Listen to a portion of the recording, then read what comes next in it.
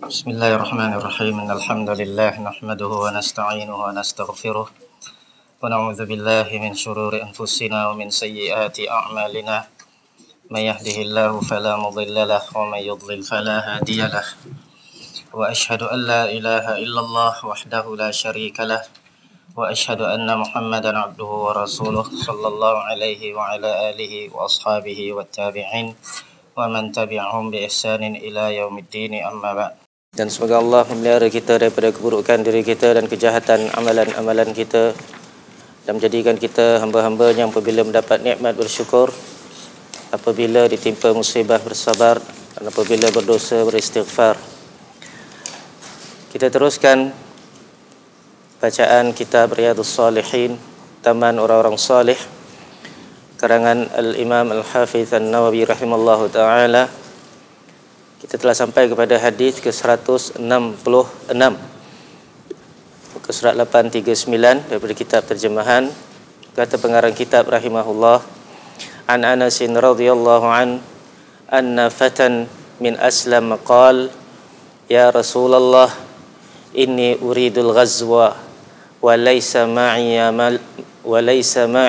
ma atajahhaz qala iti fulanan فإنه قد كان تجهز فمرض فأتاه فقال إن رسول الله صلى الله عليه وسلم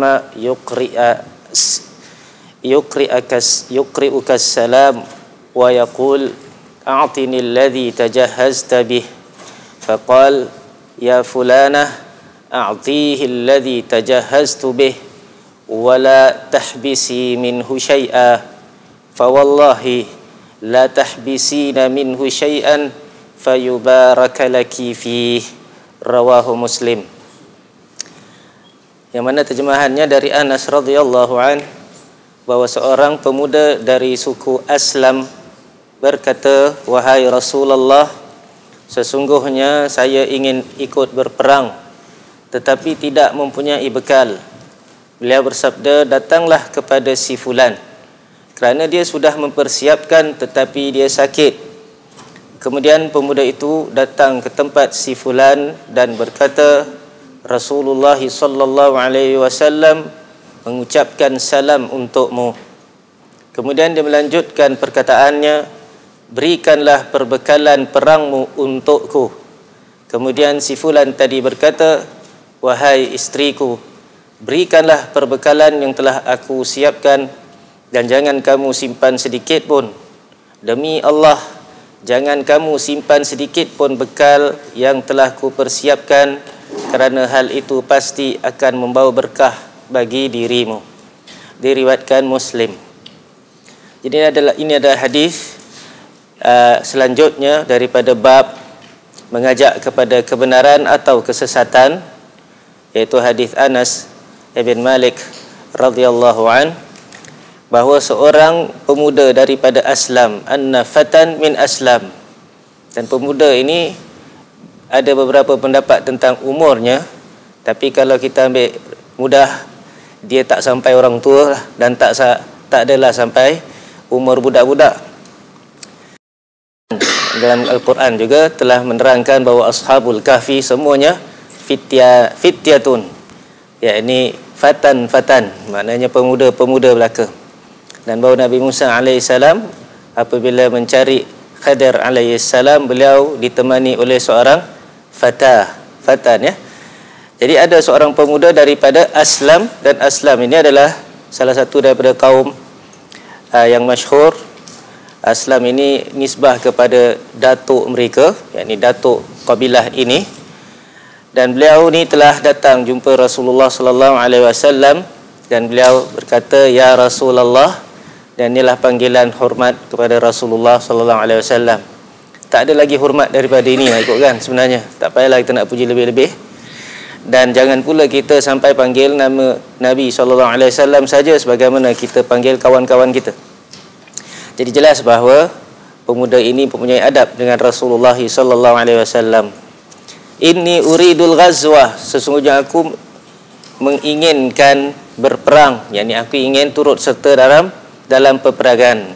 Dan al-ghazwah daripada sudut asal maknanya adalah serangan. Dia bukan setakat berperang. Bab berperang ni mungkin kita mempertahankan diri, orang yang serang. Tapi mungkin juga kita berperang maknanya kita menyerang.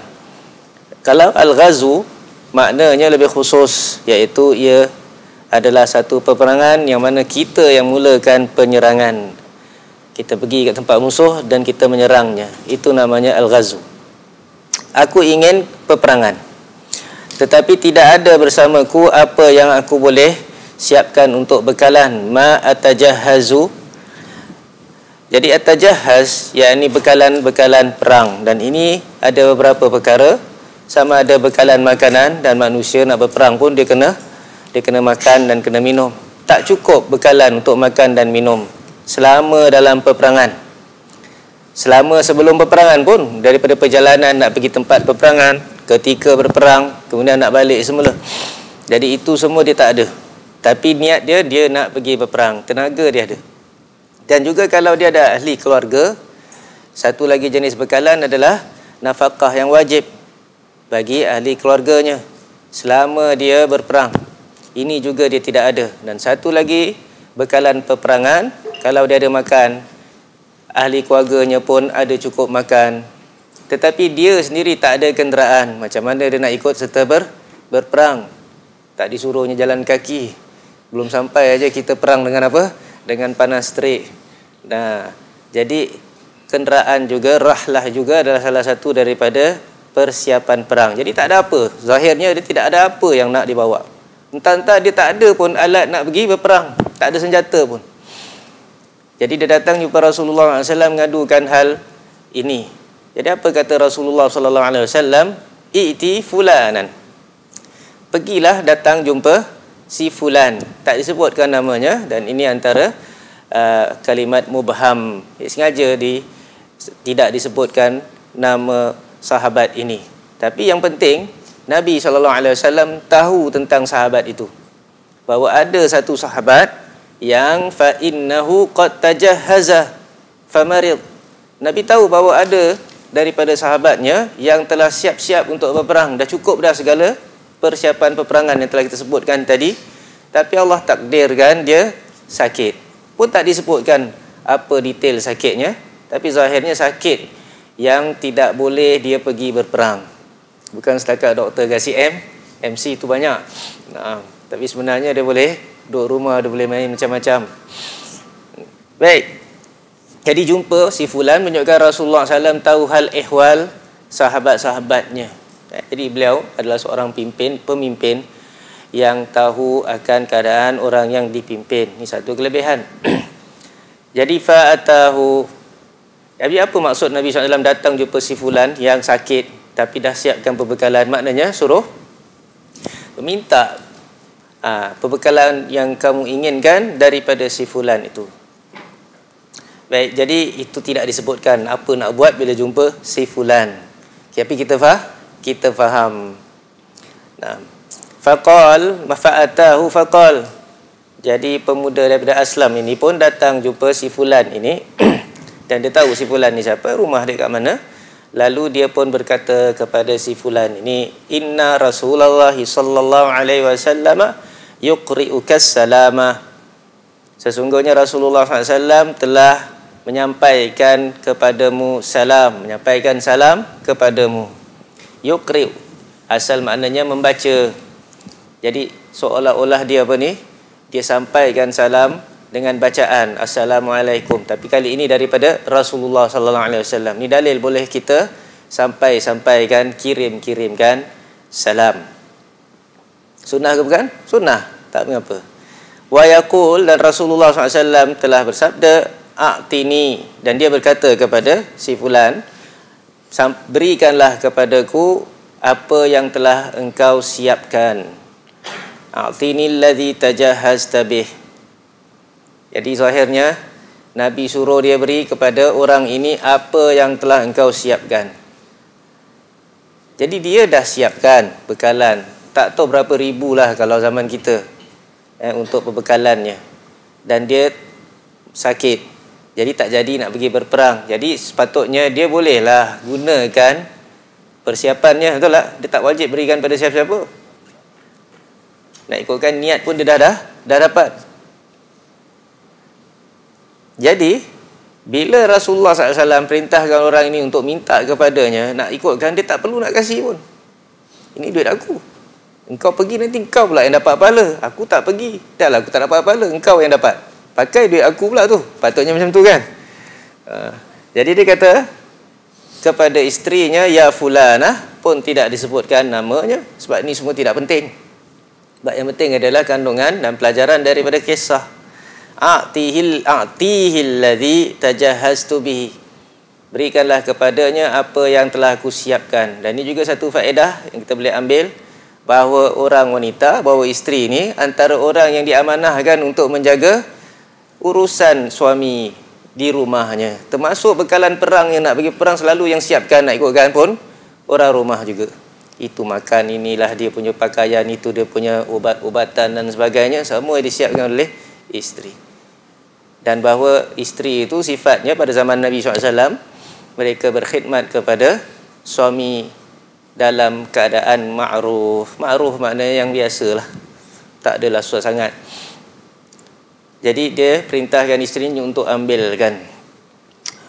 Wala tahbisi minhu syai'ah. Tapi dia kata, dan jangan tahan daripada harta perbekalan itu sedikit pun.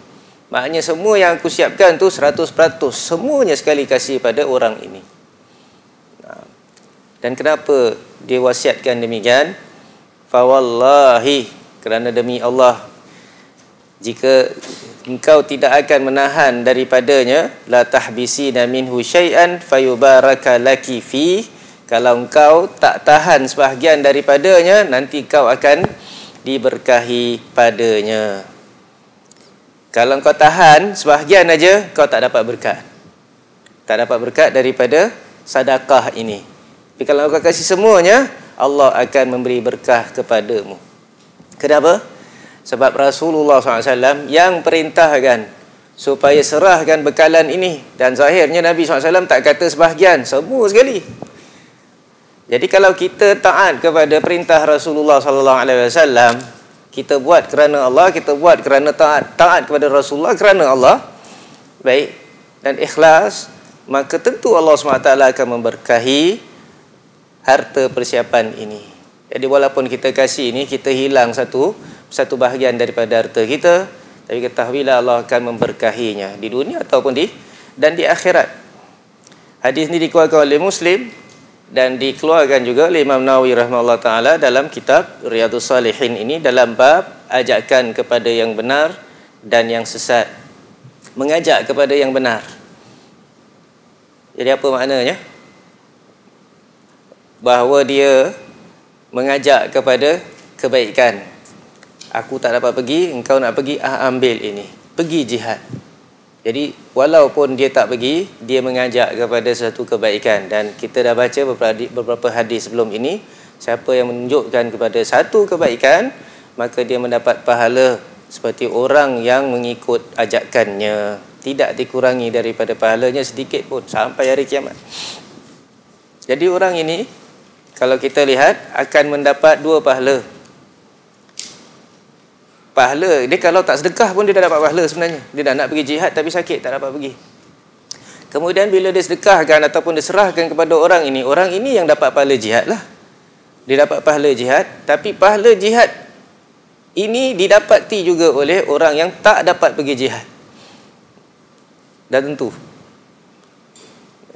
Jadi ini adalah kelebihan niat, walaupun kita tak sanggup ataupun tidak mampu melakukannya. Dan kelebihan Allah SWT itu maha luas.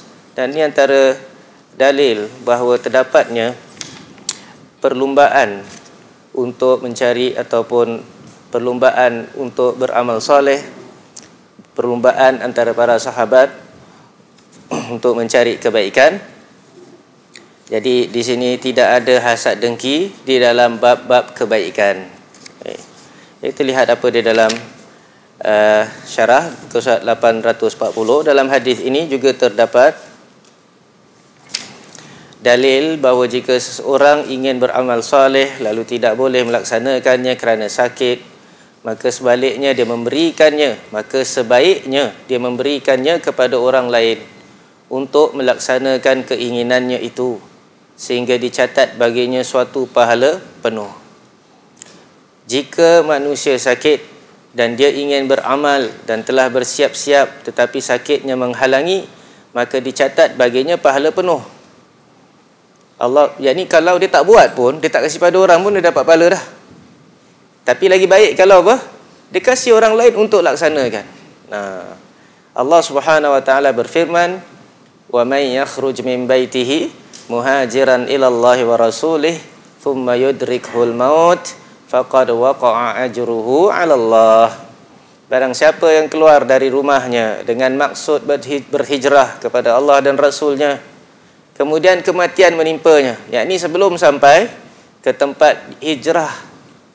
Jadi kalau ikut status dia belum berhijrah, tapi dah keluar daripada rumah, dia dah siap lah, niat dah ada, tapi mati telah sampai, kata Allah SWT, faqad waqa'a ajruhu 'ala Allah, maka sungguh telah tetap pahalanya. Waqa'a maknanya jatuh tu, maknanya telah sabit lah, telah pasti dapat pahalanya di sisi Allah. 'Ala Allah, banyak Allah kan balas dalam surah An-Nisa. Dalam hadis ini juga terdapat dalil bahawa di antara perkataan para sahabat adalah jika seseorang telah berniat melakukan suatu kebaikan, maka sebaiknya dia melaksanakannya. Misalnya jika dia ingin bersedekah dengan harta dan telah menyisihkan harta yang ingin disedekahkan atau dikeluarkan untuk masjid atau hal-hal baik selainnya, maka sebaiknya dia memilih membatalkan niat sedekah itu. Dia boleh pilih lah, sama ada dia batalkan niat sedekah itu kerana selama sesuatu masih ada di tangan, dia masih miliknya. Selagi belum keluar daripada tangannya, dia ada pilihan nak tahan sedekah, tak jadi nak sedekah boleh. Tetapi yang lebih utama adalah dilaksanakan. Dan jangan membatalkan kebaikan yang ingin kamu lakukan, supaya kamu termasuk orang-orang yang bergegas dalam kebaikan. Baik. Jadi itu zaman Rasulullah sallallahu alaihi wasallam, orang nak pergi berjihad, dan ini antara kelebihan jihad fi sabilillah. Dan ini juga antara dalil syarat-syarat berjihad. Bukan semua orang nak berjihad boleh pergi jihad. Pertama, nak kena minta izin daripada amir. Pemuda ni minta izin daripada Rasulullah sallallahu alaihi wasallam. Kemudian kena ada perbekalan-perbekalannya. Baik, dan di sana terdapat dalil bahawa para sahabat taat kepada perintah dan nasihat Rasulullah sallallahu alaihi wasallam, sehingga dia faham dan diperintahkan isterinya untuk kebaikan juga. Jadi lihat bagaimana suami itu mentarbiah isterinya, kasih semuanya sekali. Jangan tahan sedikit pun daripadanya. Kita mungkin nak pakai sikit lah, ambil lah sikit, 3 suku kita ambil suku, jadilah dia dah dapat tu, jadilah. Tak, kasih semuanya. Kalau kasih semuanya, kita harapkan Allah berkahi pada harta tersebut. Naam.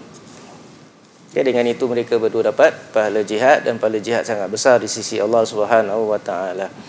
Ada lagi beberapa hadis tentang masalah ini dalam bab yang berikutnya. Kita pindah kepada bab ke-21. At-ta'awun 'alal birri wat taqwa, tolong-menolong dalam kebaikan dan ketakwaan. Allah Subhanahu wa taala berfirman, wa ta'awanu 'alal birri wat taqwa, dan menolonglah kalian dalam kebaikan dan ketakwaan. Allah Subhanahu wa taala berfirman, wal 'asri innal insana lafi khusr illa alladhina amanu wa 'amilus solihat wa tawasaw bil haqqi wa tawasaw bis sabr. Demi masa sesungguhnya manusia itu benar-benar dalam keadaan rugi, kecuali orang-orang yang beriman dan beramal soleh dan berwasiat dengan kebenaran dan berwasiat dengan kesabaran. Al-Imam Syafi'i mengatakan suatu perkataan yang artinya sesungguhnya manusia atau kebanyakan mereka lalai memikirkan surah ini. Jadi inilah permulaan bab yang baru, dan seperti biasa pengarang kitab akan memulakan dengan mendatangkan ayat-ayat Al-Quran yang ada kaitannya dengan bab ini. baru diikuti dengan hadis-hadis Rasulullah sallallahu alaihi wasallam. Jadi beliau mendatangkan dua ayat daripada Al-Quran. Yang pertama dalam surah Al-Maidah, perintah Allah Subhanahu wa taala, wa ta'awanu, dan tolong menolonglah, dan asal perintah hukumnya wajib. Jadi kalau orang kata tolong menolong dalam kebaikan hukumnya wajib, kita setuju, sebab tu asal dalam perintah. Walau bagaimanapun, kalaulah perkara itu perkara yang wajib, maka tentulah dia wajib. Ini asal. Tetapi di sana ada perkara yang wajib, ada perkara yang tidak wajib. Kalau perkara itu perkara yang wajib, wajiblah kita tolong menolong dalam hal tersebut. Kalau tidak, hukumnya tidak wajib. Jadi bertolong menolonglah kalian dalam kebaikan. Albir wa taqwa telah kita syarahkan bahawa asal maknanya dia sama je. Tapi bila dah jumpa dalam satu tempat, idza ijtama'a iftaraqa, maka maknanya berubah atau berbeza. Albir khusus kepada kebaikan, kepada ketaatan. At-taqwa tinggalkan daripada kejahatan. Walaupun semuanya taqwa, semuanya nak ikutkan kebajikan. Jadi kita kena tolong menolong dalam kebaikan dan ketakwaan. Dan seolah-olah bab ini adalah bab yang mengumpulkan bab-bab sebelumnya, iaitu mengajak kepada kebaikan, ada? Menyeru kepada ajakan kepada yang benar dan yang sesat. Sebelum itu orang yang membuat sunnah yang baik. Jadi kita sampai kepada bab yang merumuskan bab-bab sebelum ini, tolong menolong dalam kebaikan dan ketakwaan. Baik, kalau orang tanya, kalau Allah dah kata tolong menolonglah kalian dalam kebaikan dan ketakwaan, apa hukumnya kita tolong menolong dengan dalam yang sebaliknya, dalam dosa? Boleh ke tak boleh? Nak ikutkan tak payah cakap pun kita dah tahu hukumnya. Sebab kalau disuruh tolong menolong dalam kebaikan dan ketakwaan, maknanya kita diharamkan, dilarang daripada tolong menolong dalam kejahatan. Tak payah nak kata. Tapi Allah SWT datangkan lagi, wala ta'awanu 'alal itsmi wal 'udwan. Dan jangan kamu tolong menolong dalam keadaan dosa, dan dalam permusuhan. Jadi sebenarnya yang kedua tu tak perlu, sebab dah ada kat dalam ayat yang pertama ni, atau bahagian pertama daripada ayat ini. Jadi yang kedua tu sebenarnya adalah takkid, emphasis untuk yang sebaliknya. Baik. Jadi siapa saja yang tolong menolong dalam dosa dan permusuhan telah melanggar perintah ini. Dan berapa ramai orang yang tolong menolong dalam permusuhan, tolong menolong dalam dosa. Baik. Orang yang mempromosikan barang-barang, produk-produk riba, dia sedang buat apa? Dia sedang tolong menolong, dia promosikan dosa. Yang menjual majalah-majalah yang kita katakan adanya bahan-bahan lucah dan sebagainya, dia telah mempromosikan dosa. Kalau dia telah tolong menolong, dia sewakan satu tempat tu untuk perbuatan maksiat, ataupun jadi ejen untuk sesuatu kedai tu dah tahu memang nak jual arak contohnya. Kalau dia buat juga, dia sedang tolong menolong dalam perkara dosa dan permusuhan. Ikutkan tak payah tanya ustaz lagi. Ini semua masuk dalam ayat ni. Itu pun ada juga sahabat yang tanya. Alhamdulillah lah, dia nak lagi kepastian. Tapi duit banyak kalau dia dapat jual kedai tu. Tapi orang yang minta tolong dia ejen. Orang minta tolong khidmat dia dalam jual beli ini telah kata dah, aku nak buat kedai ni sebagai kedai apa? Kedai arak. Kedai sekarang saya rasa nak makan 1 juta juga kadang-kadang. Kalau dia dapat 1% banyak juga. Jadi saya katakan takwalah kepada Allah Subhanahu Wa Taala, jangan tolong menolong dalam dosa dan permusuhan. InsyaAllah rezeki lain ada banyak. Rezeki ni bukan mesti banyak bagus, kadang-kadang sikit pun bagus. Kerana banyak yang tak bagus. Baik, dapat masuk banyak, sekali keluar dia lagi banyak, ataupun sama banyak. Sana sakit kemalangan, sana kemalangan sini.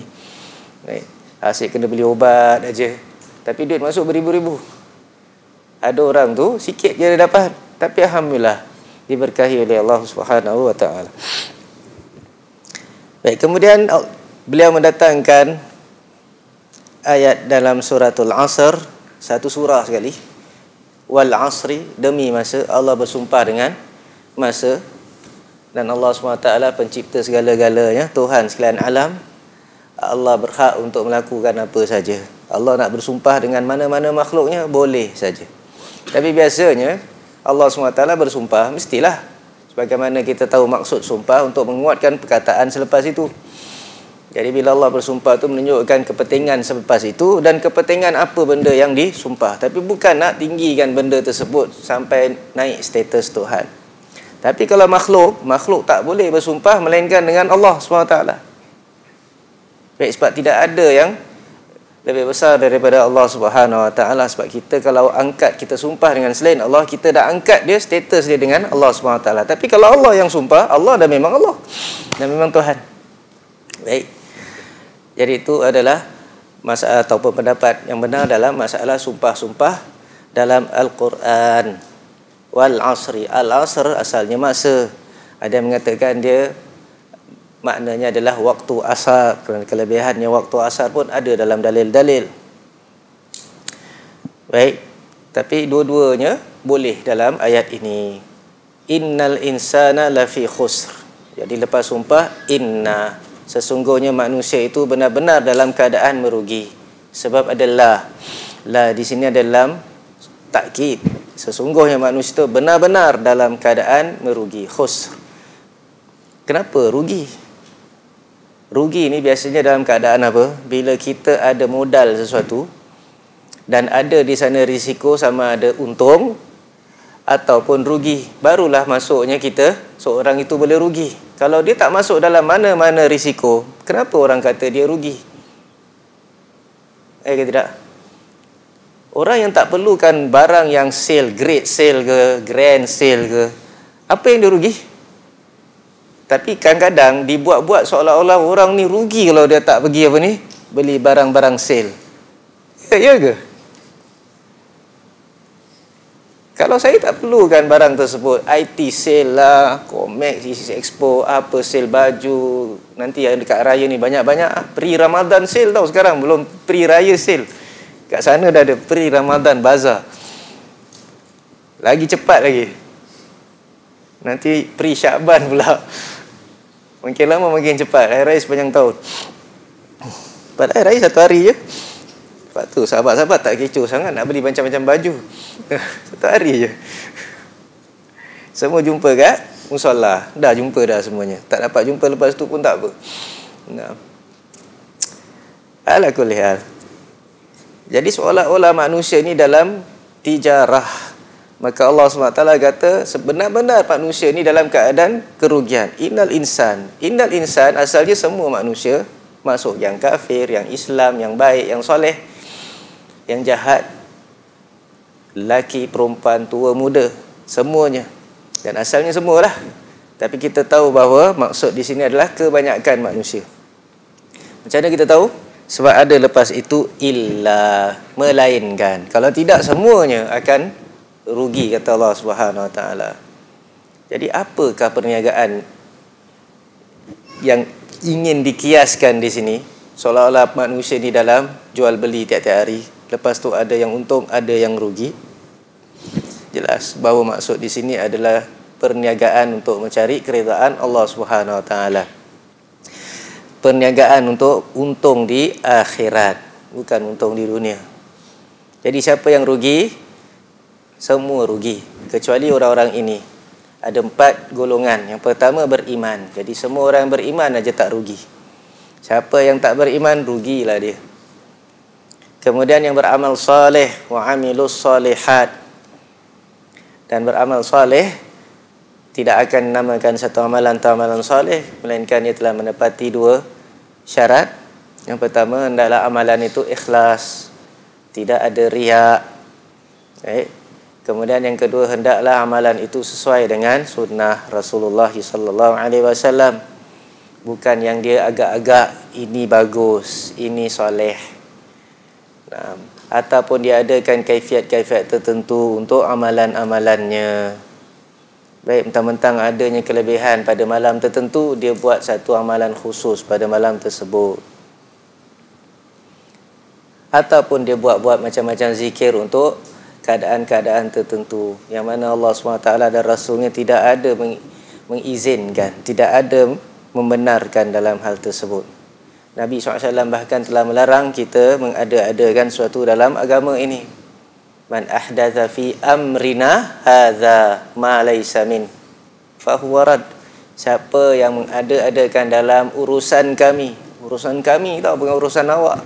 Urusan ni, yakni syariat agama ni agama Allah. Yang bertanggungjawab menerangkan agama Allah adalah Rasulullah. Kamu pula datang ni bukan awak punya urusan, tahu-tahu je awak tambah-tambah. Awak ada-adakan sesuatu. Baik, kata Nabi sallallahu alaihi wasallam, fa huwa rad, maka ia tertolak. Itu orang yang ada-adakan. Lepas tu biasanya ada orang lain pula yang tak ada-adakan tapi dia ikut. Jadi kadang-kadang orang akan yang ikut tak apa-apa. Yang salah tu orang yang ada-adakan aja. Jadi datang satu lagi lafaz daripada Aisyah radhiyallahu anha, man amila amalan laisa alaihi amruna fahuwa rad. Siapa yang beramal dan satu amalan yang bukan daripada syariat kami, bukan daripada urusan kami, maka ia tertolak. Jadi tak kira dia yang mendatangkan sesuatu itu, yang ada-adakannya, ataupun dia tidak mengada-adakannya tapi dia cuma ikut saja, pun sama juga, tertolak. Kita bahaskan masalah ni dalam bab yang khusus dalam kitab ini pun. Jadi orang yang beriman, beramal saleh tidak rugi. Wa tawasau bil haqq, dan mereka berwasiat, saling wasiat mewasiati. Dan wasiat asal maknanya adalah mengajar, menyampaikan sesuatu tu, wasa. Waw sad ni dia macam wasala juga. Dia ada menyampaikan satu daripada satu orang kepada satu orang. Macam wasiat ni lebih khusus maknanya. Kerana kita tak namakan sesuatu itu wasiat, melainkan ia sesuatu yang sangat-sangat penting. Seolah kita nak tinggalkan dia. Kalau tidak, kita namakan dia nasihat. Jadi wasiat tu pun nasihat, tapi lebih besar daripada wasiat. Dan dalam penggunaan bahasa, biasanya wasiat tu bila orang tu nak meninggal dunia. Sesuatu yang berlaku lepas kematiannya, diwasiatkan hartanya begitu, hartanya begini. Baik. Tapi berwasiat dengan apa? Dengan al-haq, wa tawasau bil haq. Dan al-haq tu apa? Kalau kita lihat kita tafsir, hak tu umum. Tapi yang paling masuk dalam umum ini, apa kebenaran kat sini? Apa yang paling hak? Allah SWT nama dia adalah al-haq. Wa ta'lamuna annallaha huwal haqqul mubin. Bahawa kamu tahu bahawa Allah SWT itu adalah al-haq al-mubin. Jadi kalau dia berwasiat-wasiat kepada Allah SWT, dan sebab Allah SWT itu adalah al-haq, masuk tak dalam ayat ini? Masuk. Jadi orang yang berwasiat tentang Allah. Jadi apa pula tentang Allah? Tentang agama Allah, tentang tauhidkan Allah SWT, tentang iman. Jadi dia sentiasa nasihatkan orang tentang Allah SWT, tentang hak-hak Allah SWT, tentang syariat Allah. Kita kata kepada orang, pada ahli keluarga kita, kepada kawan, suruh apa? Bertakwa kepada Allah. Masuk tak dalam wa tawasau bil haq? Masuk. Dekat nak wasiatkan kepada anak-anak dan sebagainya, hendaklah kamu jaga solat. Masuk tak dalam wa tawasau bil haq? Hendaklah kamu jaga zakat kamu, hendaklah kamu jaga puasa kamu dan sebagainya. Itu semua masuk dalam wa tawasau bil haq. Lawan daripada al-haq adalah kebatilan, al-batil. Lawan daripada bertawasi dengan Allah ataupun dengan kebenaran, dia bertawasi dengan jalan iblis dan syaitan. Selalu ajak kepada apa? Kepada keburukan. Kemudian wa tawasau bis sabr, dan mereka berwasiat dengan kesabaran. Ini ada dua makna. B dekat sini tentang kesabaran. Yang ni hendaklah kamu bersabar, hendaklah kamu bersabar, hendaklah kamu bersabar. Jadi apa kita nak namakan B dekat sini? Supaya bersabar. Supaya bersabar. Kita nasihatkan orang supaya bersabar. Tapi ada lagi satu, kita berwasiat dengan kesabaran. Maknanya kita wasiatkan yang kebaikan tadi, al-haq tadi, dengan kesabaran.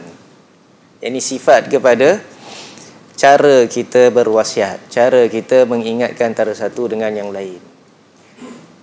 Dua-duanya boleh, selagi tidak ada yang menghalang kesemua makna, ikut kaedah dalam tafsir adalah kita jadikan semua makna yang boleh kita gunakan itu masuk sebagai tafsirannya. Tak ada apa-apa. Sebab itu akan menambahkan lagi faedah daripada Al-Quran. Jadi kita katakan kepada seorang itu, hendaklah kamu jaga hak Allah SWT, hendaklah kamu taat kepada Allah SWT, dan hendaklah kamu bersabar dalam melaksanakan perintah Allah SWT. Itu masuk dalam ayat ini. Dan hendaklah kamu tinggalkan larangan Allah, dan hendaklah kamu bersabar ketika meninggalkan larangan Allah Subhanahu Wa Taala. Jadi ini bersabar tentang ketaatan, dan sabar dalam maksiat. Dua-dua kena sabar. Dan lagi satu sabar yang banyak orang tahu. Orang kalau cakap sabar aja, orang tak pernah ingat. Jarang orang ingat bersabar dalam ketaatan. Sabar tinggalkan maksiat. Orang selalu ingat sabar ni bila bila ada malapetaka, bila ada musibah. Sakit, sabar banyak sabar. Kalau kena kemalangan, bersabarlah. Ada kematian, bersabarlah. Orang selalu faham sabar yang itu je. Betul tak tu sabar? Betul. Itu salah satu daripada jenis kesabaran. Tapi salah satu aja. Dan ini bukan yang paling besar. Sabar dalam masalah takdir ini, takdir yang tidak disukai ini, tidaklah merupakan satu sabar yang paling besar. Kata ulama, sabar yang paling besar adalah sabar dalam melaksanakan perintah, tinggalkan larangan. Itu lagi susah daripada sabar dalam takdir. Sebab nanti lama-lama pun awak akan akan hilang, awak akan lupa kan kepenatan tadi atau kesusahan tadi, kematian tadi. Lama-lama kita akan lupa. Tapi nak lakukan perkara yang baik ini, ketika itu bukan main susah lagi. Baik. Yang keempat, jadi ada 3. Sabar dalam ketaatan, sabar dalam meninggalkan maksiat, sabar dalam takdir Allah SWT, sabar dalam berdakwah ke jalan Allah. Dan ini jenis sabar yang lain. Tak ada orang yang pergi berdakwah, mengajak kepada kebaikan, melarang daripada kemungkaran, pasti akan diuji oleh Allah Subhanahu Wa Taala.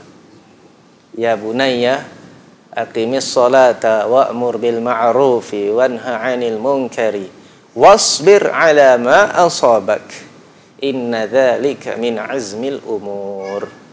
Wahai anakku, kata Luqmanul Hakim, dirikanlah solat, aqimis salata wa'mur bil ma'ruf, dan perintahlah kepada ma'ruf, laranglah daripada kemungkaran, dan bersabarlah terhadap apa yang menimpamu. Walaupun umum, termasuk musibah, termasuk apa, tapi bila didatangkan selepas amar ma'ruf nahi mungkar, menunjukkan apa? Isyarat bahawa dalam kedua perkara ini adanya ujian-ujian yang mana hendaklah dia bersabar. Dan kita tahu pada sunnah ataupun sirah Rasulullah SAW, sirah Nabi-Nabi, semuanya mereka akan diuji. Jadi ketika kita berwasiat dengan kebenaran, kita berwasiat dengan kesabaran. Hanya itu je yang membuat kita mampu berwasiat. Wasiat kepada kebaikan, wasiat kepada kebenaran, beriman dan beramal soleh. Ini saja golongan orang yang tidak rugi. Orang lain semua akan rugi. Maka Imam Nawawi mendatangkan kata-kata imamnya, Al-Imam Syafi'i, bahawa beliau mengatakan satu perkataan yang artinya, maknanya ini bukan lafaznya lah, tapi maknanya, sesungguhnya manusia atau kebanyakan mereka lalai memikirkan surah ini. Jadi kalau dikaitkan dengan masa, maka tidak mungkin seorang itu akan sengaja mensia-siakan masanya. Dia akan penuhi masanya dengan amal soleh, dengan iman, dengan amal ma'ruf, dengan nahi munkar, dengan kebaikan. Baik, bila kita dapati ada orang yang relax saja, tak buat baik pun tidak, tak buat jahat pun tidak, dia dalam keadaan rugi sebenarnya, kata Allah Subhanahu Wa Taala, mengikut dapatan Al-Imam Syafi'i. Dan di dalam nukilan lain daripada Imam Syafi'i, ini sahih juga, bahawa kalaulah Allah tak turunkan melainkan surah Asr ini aja, maka dah cukuplah bagi manusia. Ini selepas beliau mentadabburkan ayat ini, dia kata ayat ini pun dah cukup, sebab semua makna-makna yang perlu dah ada dalam suratul Asri. Dan kita tahu Imam Syafi'i rahimahullah ta'ala sangat dekat dan rapat dengan Al-Quran. Sebab itu bila ditanya tentang hujah ijma', dia kata kasih aku 3 hari. Apa hujah bahawa ijma' itu adalah hujah? Imam Syafi'i duduk 3 hari. Mereka kata bahawa Imam Syafi'i baca Quran khatam. Carikan dalilnya, akhirnya dia keluarkan dalilnya. Wa may yushakkikir rasula min ba'di ma tabayyana lahul huda wa yattabi' ghaira sabilil mu'minina nuwallihi ma tawalla wa nuslihi jahannam wa sa'at masira. Siapa yang tak mau ikut jalan orang beriman, maka dia akan apa ni? Akan dipalingkan kepada mana dia nak pergi, maka dia akan masuk neraka. Ringkasnya macam tu. Jadi wajib ikut jalan orang-orang beriman. Ini dalil bahawa wajib ikut ijma'. 3 malam untuk 3 hari itu katanya dia baca Quran. Kita berapa hari nak baca? Baca satu hal, nak cari maknanya satu hal lain.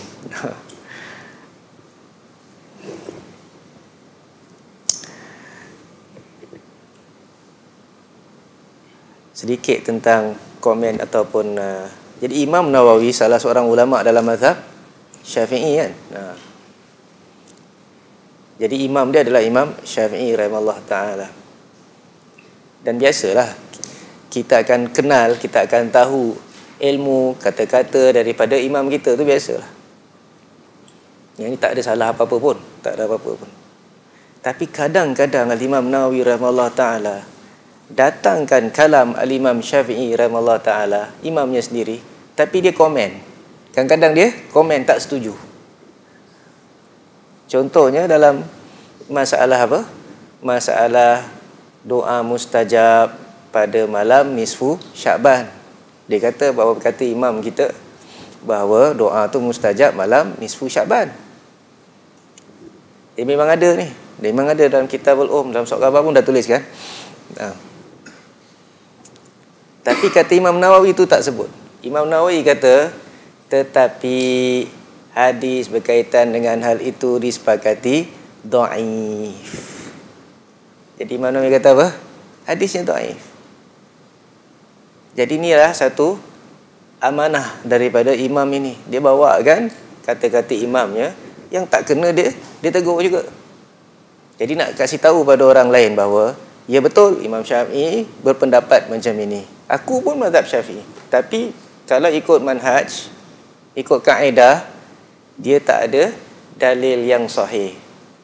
Dia ada dalil tapi dalilnya tidak sahih. Dia ulama hadis ni Imam Syafi'i, Imam Nawawi rahimahullah ta'ala.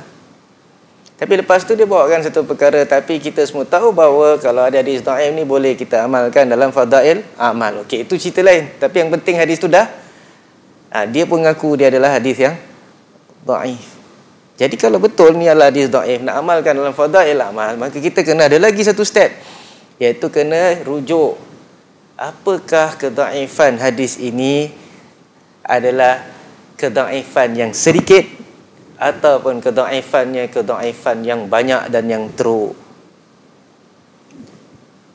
Perlu nak periksa ke tak perlu nak periksa? Semua hadis dhaif boleh kita amalkan ke? Hadis dhaif ni paling teruk hadis palsu tau. Dan ada yang hadis teruk semuanya dhaif. Ada yang dhaif dia sedikit. Sikit je. Baik, kalau dah tak ada kedhaifan, di hadis yang hasan atau hadis yang sahih. Jadi kita tahu bahawa ulama telah mensyaratkan nak beramal dengan hadis dhaif dalam fadail amal. Ini salah satu daripada syaratnya, banyak lagi syaratnya. Salah satu daripadanya adalah hendaklah dia tidak terlampau dhaif. Jadi apa tu hadis yang terlampau dhaif? Banyaklah, saya kasih sebahagian daripada contoh. Kalau dalam sanad hadis itu, hadis dhaif tu, hadis tu dhaif, dalam sanadnya ada perawi yang dituduh berdusta atau telah dihukum oleh ulama sebagai berdusta. Ada dua kat sini. Satu dituduh berdusta, belum confirm. Suspected sebagai apa ni? Sebagai liar, pendusta. Itu satu. Satu lagi adalah telah didapati berdusta. Lagi teruk lagi. Kalau ini ada dalam sanad, maka hadis ini adalah hadis yang sangat lemah, dhaif jiddan. Bahkan kalau ada orang hukumkan dia sebagai hadis palsu, boleh tengok keadaan tu, tengok matan dia pula. Matan dia pula, yakni dia punya kandungan tu pula dah menyalahi Quran contohnya, atau menyalahi hadis yang sahih, atau nampak macam didustakan. Di sini ulama boleh hukum dia sebagai hadis palsu. Baik, apa kelebihan nisfu Sya'ban, beramal dengan nisfu Sya'ban? Hadis dalam Ibnu Majah, ambil 1 minit lagi, 1 minit je. Hadis daripada Ibnu Abi Sabrah, dan dalam sanad dia ada Muhammad bin Ibrahim ibni Abi Yahya, sampai kepada Ali bin Abi Talib radhiyallahu anhu, bahawa Rasulullah SAW bersabda, apabila datang pertengahan Sya'ban, fasumu yaumaha atau naharaha wa qumu lailaha. Apabila masuk nisfu Sya'ban, hendaklah kamu puasa siangnya, hidupkan, dirikanlah malamnya, kerana sesungguhnya Allah turun pada malam nisfu Sya'ban. Dan Allah berkata, ada tak orang yang minta ampun, aku ampunkan. Ada tak orang yang mubtalan, yang ada diuji, sakit ke apa, maka akan sembuhkan, dan sebagainya, sampailah waktu subuh. Hadis inilah yang dijadikan sandaran oleh Imam Syafi'i agaknya, ataupun orang-orang lain sampai sekarang ini. Tapi kenapa tak pergi periksa sanad hadis ini? Hadis ini ada berapa jalur? Semuanya pergi kepada 2 orang perawi ini, iaitu Ibnu Abi Sabrah, namanya Abu Bakar. Dan beliau ni dikatakan oleh Imam Ahmad kerana yada'ul hadis. Beliau ni pendusta, memalsukan hadis. Imam Ahmad tak akan cakap main-main. Imam Nasai kata matruk, dan Allah tengok dia punya hukum dari kalangan ulama hadis teruk, sangat-sangat teruk. Hatta Ibnu Adi rahimahullah ta'ala dalam kitabnya Kamil Fid Du'afa, dan beliau nak katakan yang lenient lah. Dia kata, dia dah bawakan kata-kata ulama', dah bawakan hadis-hadis dia. Dia kata Ibnu Abi Sabrah ni masuk dalam jumlah al-kazzabin awadda'in. Dia masuk dalam golongan orang yang apa ni, memalsukan hadis. Itu rumusan. Yang biasanya kadang-kadang yang teruk-teruk pun dia boleh defend, tapi yang ini dia tak defend terus. Dia tak terdefend, kita katakan. Macam mana? Sebab dia pernah kata, aku hafal 70,000 hadis dalam halal dan haram. 70,000 hadis. Bohong lah. Banyak ulama' lagi hebat daripada dia. Ada 500 hadis, ada 2,000 hadis. Dia ni sampai 70,000 hadis. Sebab tu Ibnu Ma'in kata teruk dia ni. Dan dia lah perawi kat dalam. Dan lepas tu ada Ibnu Abi Yahya. Ini dituduh sebagai Syi'i Rafidhi, dituduh sebagai Qadari Jahmi, dituduh sebagai pendusta. Nah, tapi digunakan oleh Imam Syafi'i rahimallahu ta'ala. Imam Malik tak pakai dia langsung. Dan Imam Malik sama negeri dengan dia, iaitu di Madinah. Lain semua tuduh dia sebagai pendusta. Jadi macam mana? Dalam sanad ada 2 penyakit besar ni. Isnad macam ni, isnadnya maudhu', tak ada syak lagi. Isnad palsu. Kemudian lafaz dia pula ada pengkhususan. Okey, itu tak semestinya palsu lah. Tapi belakangnya tu Allah turun pada malam nisfu Sya'ban. Allah kata siapa yang gini, siapa yang gini, siapa yang gini, kan. Itu bukan khusus untuk nisfu Sya'ban. Ini hadis macam diambil daripada hadis-hadis lain yang sahih, bahawa Allah turun setiap malam, sepertiga malam terakhir. Faham? Jadi sebab tu ulama ramai kata hadis ni palsu juga. Sanad dah palsu, matan dia pun palsu, sebab menyalahi apa? Menyalahi apa yang sahih, iaitu bahawa Allah turun setiap malam. Seperti Abdullah bin Mubarak rahimahullah ta'ala, bila ditanya tentang kelebihan nisfu Sya'ban, dia kata, hoi da'if, dia kata, orang tu da'if sebenarnya. Nisfu Sya'ban Allah turun setiap malam. Apa hal dengan nisfu Sya'ban? Jadi kalau setiap malam turun, masuk tak nisfu Sya'ban?